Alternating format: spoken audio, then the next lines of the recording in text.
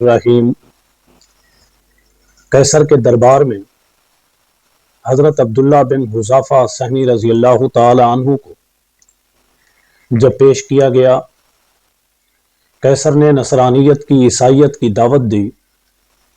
آپ نے بڑی شدت کے ساتھ سختی کے ساتھ اس کا انکار کیا۔ پھر قیصر نے آپ کو پکڑ کر اس کڑاہ میں ڈالنے کا، اس دیگ میں ڈالنے کا حکم دیا۔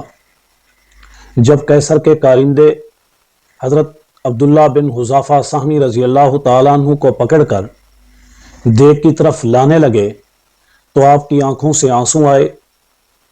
ان کارندوں نے آپ کے آنسوں کو دیکھ کر قیصر سے کہا کہ یہ رو رہے ہیں۔ قیصر کہنے لگا کہ ان کو میری طرف لاؤ، اور خیال کرنے لگا کہ شاید ان کی ہمت، ان کی جرت اور بہادری جواب دے گئی ہے، جس کی وجہ سے ان کی آنکھوں سے آنسو آنے لگے۔ قیصر پوچھنے لگا، بتاؤ کیا اب تم عیسائیت کو قبول کرو گے؟ حضرت عبداللہ بن حذافہ سہمی رضی اللہ تعالیٰ عنہ نے فرمایا، ہرگز نہیں، یہ ممکن نہیں، یہ ہو نہیں سکتا۔ وہ کہنے لگا، پھر آپ کی آنکھوں سے آنسو کیوں آئے؟ آپ نے فرمایا کہ آنسو اس بات پر آ رہے تھے، میں یہ سوچ رہا تھا کہ میری جانیں میرے بالوں کے برابر ہوتی، یکے بعد دیگرے میری ہر جان کو اسی طرح دیگ میں ڈالا جاتا، وہ ختم ہو جاتی، دوسری کو ڈالتے، یہاں تک کہ میری ان جانوں کو یکے بعد دیگرے اللہ کے راستے میں قربان کیا جاتا۔ اب فقط ایک ہی جان ہے، اسے ڈال دیا جائے گا، یہ ختم ہو جائے گی۔ میں اللہ کے لیے ہزاروں بار قربان ہونے کی خواہش کر رہا تھا، یہ چاہت اور تمنا کر رہا تھا۔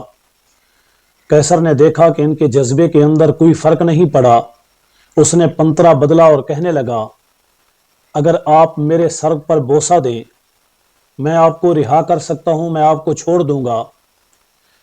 آپ خیال کرنے لگے کہ یہ اللہ کا دشمن ہے، اسے کوئی فرق نہیں پڑے گا، لیکن میرے بہت سارے ساتھی ہیں، ایمان والے ہیں، وہ اس کی قید کے اندر ہیں، اگر میرے بوسہ دینے سے ان کی رہائی ممکن ہو سکتی ہے، ان کی جان بچائی جا سکتی ہے، تو میرے بوسہ دینے سے مجھے کوئی فرق نہیں پڑے گا، مگر میری جماعت کو اس کا بہت فائدہ ہوگا۔ تو آپ نے فرمایا کہ فقط مجھے ہی نہیں، اگر میری پوری جماعت کو رہا کر دیا جائے، اگر انہیں چھوڑنے کا وعدہ کیا جائے، پھر میں آپ کے سر پہ بوسہ دے دیتا ہوں۔ وہ کہنے لگا کہ بالکل ٹھیک ہے۔ حضرت عبداللہ بن حذافہ سہمی رضی اللہ تعالیٰ عنہ آگے بڑھے، قیصر کے سر پہ بوسہ دیا۔ قیصر نے یہ حکم جاری کیا کہ جتنے بھی ان کے ساتھی ہیں، جتنی بڑی ان کی جماعت ہے، جتنے بھی وہ قیدی ہیں، ان سب کو لایا جائے، عبداللہ ابن حذافہ سہمی کے حوالے کر دیا جائے۔ سب جماعت آپ کے حوالے کی گئی۔ آپ پوری جماعت کو لے کر مدینہ طیبہ کے اندر پہنچے، اور آپ نے یہ جا کر خلیفۃ المسلمین، خلیفۃ المؤمنین سیدنا عمر ابن خطاب رضی اللہ تعالیٰ عنہ کو یہ سب کارگزاری سنائی۔ حالانکہ حضرت عبداللہ ابن سہمی رضی اللہ تعالیٰ عنہ کا استقبال عمر ابن خطاب پہلے سے کر رہے تھے۔ جب یہ لشکر پہنچا، جب یہ جماعت پہنچی، آپ نے آگے بڑھ کر استقبال کیا، پھر آپ کو پوری کارگزاری سنائی گئی۔ حضرت عمر ابن خطاب نے مدینہ میں رہنے والے لوگوں کو یہ اعلان کیا کہ نمبر وار ایک کے بعد دوسرا آگے بڑھے اور حضرت عبداللہ ابن حذافہ سہمی رضی اللہ تعالی عنہ کی پیشانی پر بوسہ دے۔ انہوں نے وہ کارنامہ انجام دیا، اپنی جماعت کی جان بچائی۔ انہوں نے ایک بہترین فیصلہ کیا، اور اس کام کا آغاز سب سے پہلے میں دیتا ہوں۔